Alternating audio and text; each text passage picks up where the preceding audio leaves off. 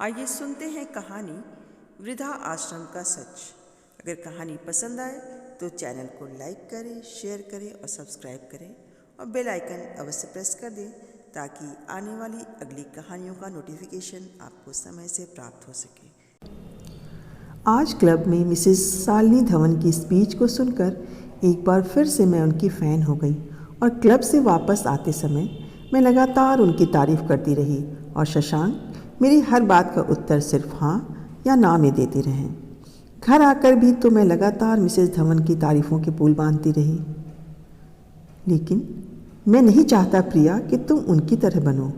तुम जैसी हो मुझे पूरी पसंद हो, शशांक ने हंसते हुए कहा। लेकिन मुझे तो उनकी तरह ही स्मार्ट बनना है और तुम्हें भी मिस्टर धवन की तरह ही बनना होगा, मैंने भी मचलते हुए कहा और ट्रे में दूध का गिलास लेकर सासू माँ के कमरे की ओर चल पड़ी। रात को सासू माँ को तेल की मालिश करने और उन्हें ठीक से चादर उड़ाकर मैं जब सोने गई तो रात के 11 बज रहे थे। प्रियांश के कमरे में जाकर सोते हुए बेटे को प्यार करने के बाद जब मैं बेडरूम में आई तो शशांक सो चुके थे। उनकी चादर ठीक कर जब मैं बिस्तर पर आई तो फिर से मेरी आंखों के सामने क्लब की स्मार्ट लेडीज़ और मिसेस धवन की तस्वीर उभरने लगी। उनके बातचीत करने का अंदाज, चलने फिरने का तरीका, सब कुछ तो काबिले तारीफ़ है क्योंकि वो सब वर्किंग लेडी है और मैं हाउसवाइफ, बेचारी हाउसवाइफ। यही सब सोचते हुए मैं सो गई। सुबह 5 बजे उठकर चाय बनाकर सासू माँ के साथ बैठकर चाय पीने के बाद, नाश्ता बनाकर प्रियांश को तैयार कर बस स्टॉप पर छोड़ने के बाद, शशांक को ऑफिस के लिए तैयार करने में मदद करने उनके जाने के बाद तो मैं बिल्कुल थक जाती थी। लेकिन अपनी थकान को दरकिनार कर मैं अपनी सासू माँ के साथ नाश्ता करने के बाद उन्हें समाचार पत्र पढ़कर सुनाने के बाद ही अपने कमरे में जा पाती थी।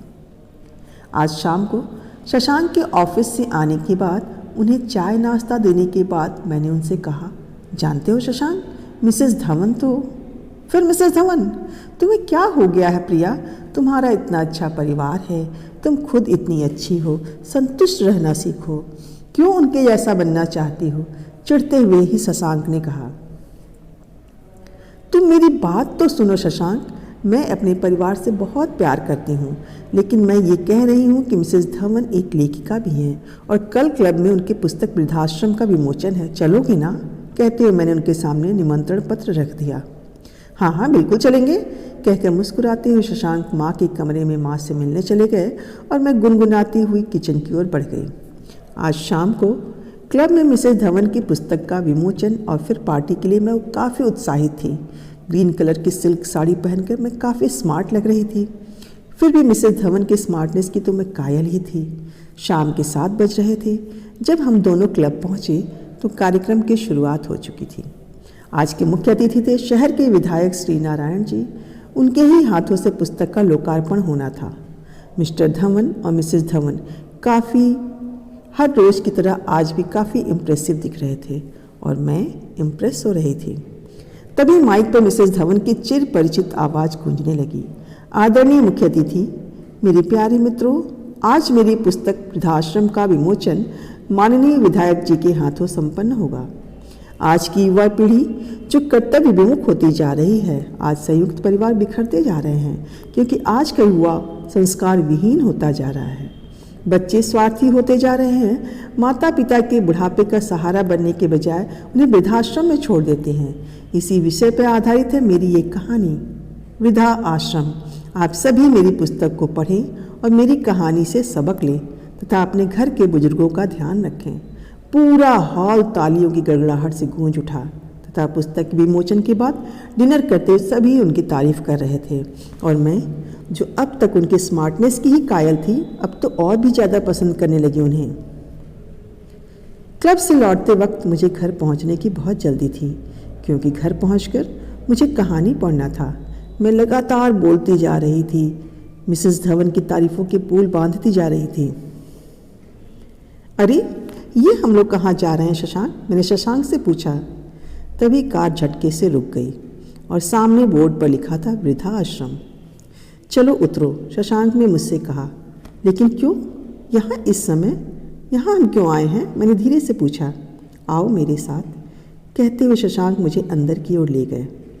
अंदर एक बुजुर्ग महिला जो बीमार सी दिख रही थी, उनके बिस्तर के पास ले जाकर उन्होंने कहा, माँ जी प्रणाम, मैं आपके लिए फल लाया हूँ और आज मेरी पत्नी भी आई है आपसे मिलने।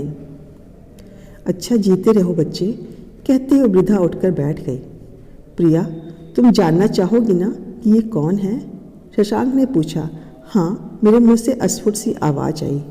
ये है इस वृद्धाश्रम पुस्तक का सच। मेरे हाथों में थमी पुस्तक और माँ जी की ओर इशारा करते शशांक ने कहा, ये मिस्टर धवन की माँ और मिसेस धवन के सासू माँ हैं, जो उनके स्मार्टनेस के कारण यहाँ इस वृद्धाश्रम में हैं, क्योंकि उनकी कथनी और करनी में फ़र्क है। लेकिन तुम वैसी मत बनना प्रिया, क्योंकि तुम जैसी हो वैसी ही मुझे पसंद हो। तुम हमारी अन्नपूर्णा जो हो। मुझे प्यार से देखते शशांक ने कहा। अब मुझे समझ में आ गया कि शशांक क्यों कहते थे कि तुम बहुत अच्छी हो और सही मायने में सबसे स्मार्ट भी। तो मैं ही थी, क्योंकि मेरी कथनी और करनी में कोई फ़र्क नहीं था। क्या हुआ जो मैं बहुत अच्छी स्पीच नहीं दे पाती थी, लेकिन मेरा परिवार, मेरा प्यारा परिवार मेरे साथ था, जहाँ प्रियांश का बचपन अपनी दादी माँ के साये में पल रहा था और उसे अच्छे संस्कार प्राप्त हो रहे थे।